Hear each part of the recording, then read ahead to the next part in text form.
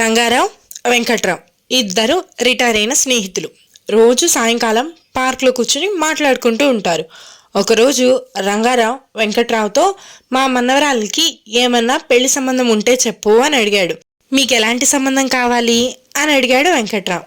ఏముంది, అబ్బాయి మంచివాడై ఉండాలి, మంచి జాబ్, మంచి జీతం ఉండాలి, ఇంకా పెద్ద కారు, ఇల్లు, ఇంకా కొన్ని ఆస్తిపాస్తులు ఉంటే చాలు.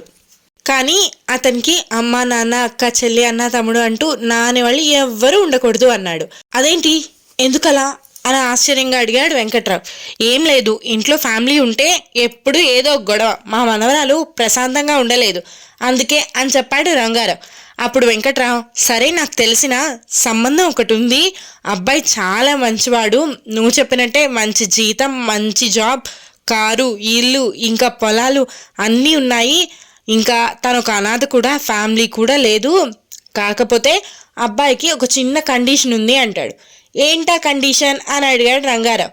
మరేం లేదు, అమ్మాయి తరపు ఫ్యామిలీ వాళ్ళంతా పెళ్ళయ్యాక సూసైడ్ చేసుకుని చనిపోవాలంట, మీకు ఓకే కదా ఈ సంబంధం, ఖాయం చేయమంటావా అన్నాడు వెంకట్రావు.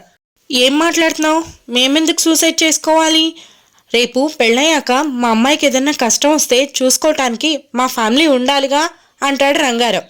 అది విన్న వెంకట్రావు నవ్వుతూ, మై ఫ్రెండ్, నీది మాత్రమే ఫ్యామిలీయా, వేరే వాళ్ళది ఫ్యామిలీ కాదా, నీది మాత్రమే ప్రేమ, ఫ్యామిలీ అంటే కేవలం గొడవలే కాదు, సంతోషాలు, బాధ్యతలు, బంధాలు, ఇలా అన్నీ కలిసిందే ఫ్యామిలీ. డబ్బు లేకపోయినా ఎలా అయినా బ్రతకచ్చు, కానీ ఫ్యామిలీ లేకపోతే బ్రతకడం కష్టం అని చెప్తాడు వెంకట్రావు. దీని మీద మీ ఒపీనియన్ ఏంటో నాకు కమెంట్ చేయండి.